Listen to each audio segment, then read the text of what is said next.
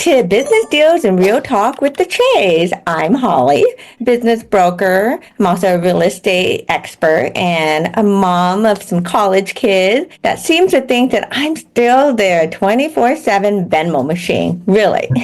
And I'm Jonathan, entrepreneur, brand builder, and proud dad of college students who have their umbilical cords stuck to my wallet. Yes, it is, Jonathan. Honestly, the other day our daughter called and she asked if I can sell her money for groceries. I'm thinking, okay, inflation has hit hard in the snack aisle. But seriously, we're here every week to talk about real business deals and what it actually takes to buy or sell a business in today's market. No fluff, no BS, just real talk. Yes, and today we're breaking down something that is saving deals left and right. And what it is seller financing. What is it, why it works, and how it could be the difference between walking away from a deal and walking away with nothing. Okay, so what is seller financing? Let's start with the basics.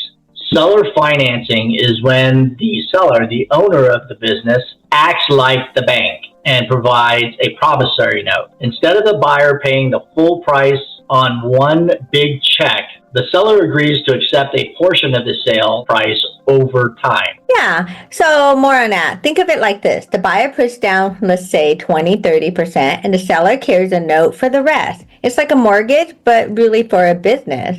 And you're not handing over the whole $600,000 up front. You're giving the seller $150,000 down and then making monthly payments over 3, 5, 10 years. The terms are flexible depending on the deal, often with interest. Yeah. So what is the typical interest, Jonathan, just based on our experience with some of our deals? You know, I mean, right now, SBA interest rates are kind of high, right?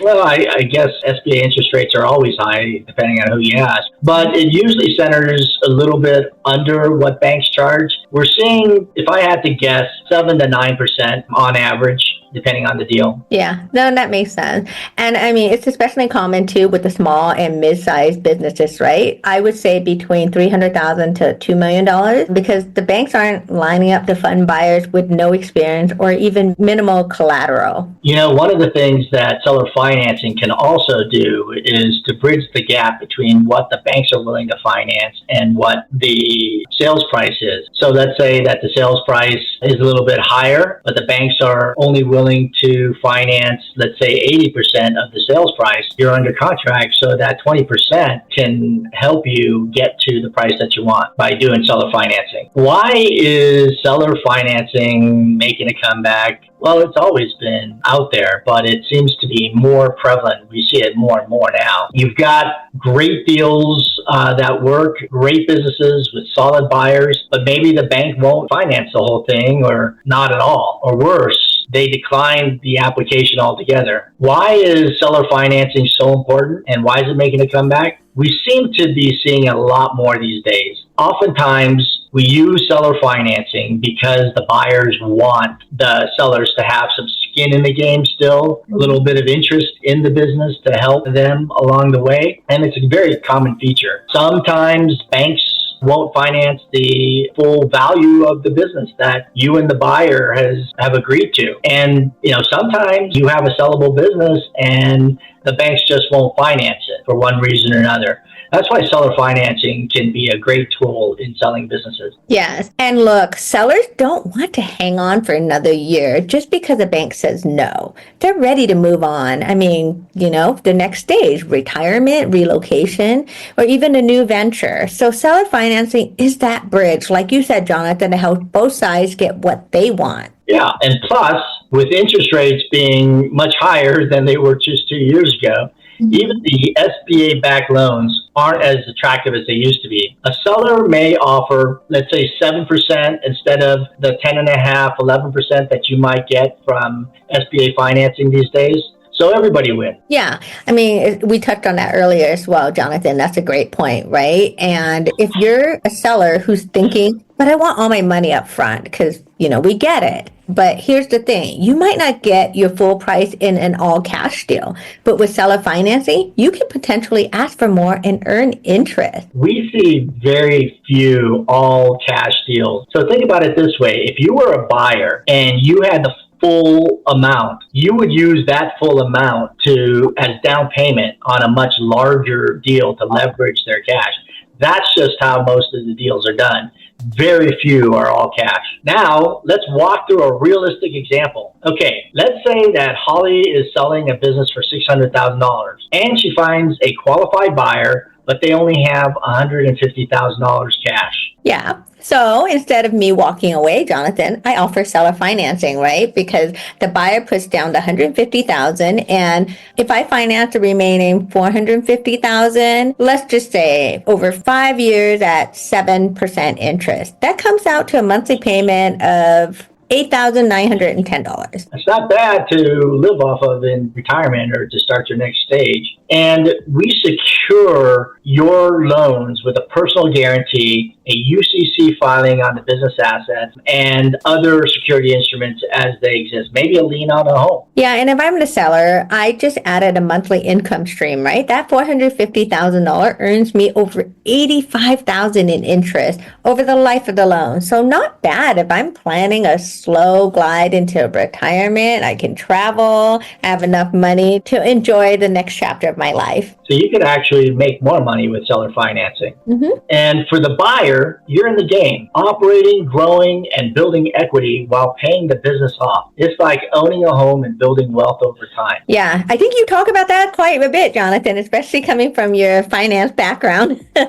But let's pause here because it's not just about the math, right? This is personal. I recently worked with a seller who built his business for 18 years. He was proud of it, but he was also tired. He wanted to spend more time with his grandkids. I know you want grandkids, Jonathan, but seller finance does allow him to close the deal with a buyer who got it. Someone who didn't have a trust fund, but had the drive and the vision, because at this stage is where the sellers run out of steam. And the seller didn't just get the money. He got peace of mind that the legacy that he spent so many years building will continue. That matters to a lot of sellers. Yeah, I would think so. I mean, this is their baby that they work so hard in building. So, of course, I mean, it's a proud moment to see that legacy move on, right?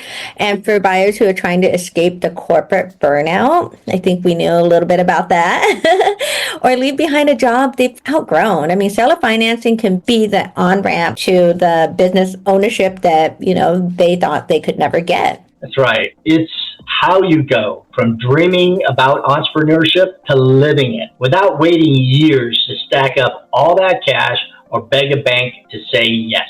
Okay, so Jonathan, what's the catch, right? Let's be honest. Seller financing isn't risk-free. For sellers, the biggest risk is the buyer defaults. That's why working with a reputable broker matters. We structure the deal, we vet the buyer, and make sure your interests are protected, along with an attorney, of course. Absolutely. Buyers also need to be realistic themselves. If you take over a business and don't know how to run it, or you don't honor your payment terms, you're going to tank the whole thing. This isn't monopoly money. Yeah, and that's true. I mean, both sides need transparency, solid legal documents, and a plan for the what ifs, right? But when it's done right, it's one of the most powerful ways to actually get deals done in today's market. Here's the bottom line. Seller financing isn't just a clever trick. It's a real-world strategy for buyers who are serious and sellers who want to cash out without sitting in the market for another 12, 24 months. Yeah, I mean, I've seen you do this with a lot of your deals, so you're very creative in the structure. I think that's important. But whether you're trying to, like for sellers, whether you're trying to retire, pivot, or just get your kids off your payroll, that is our goal as well.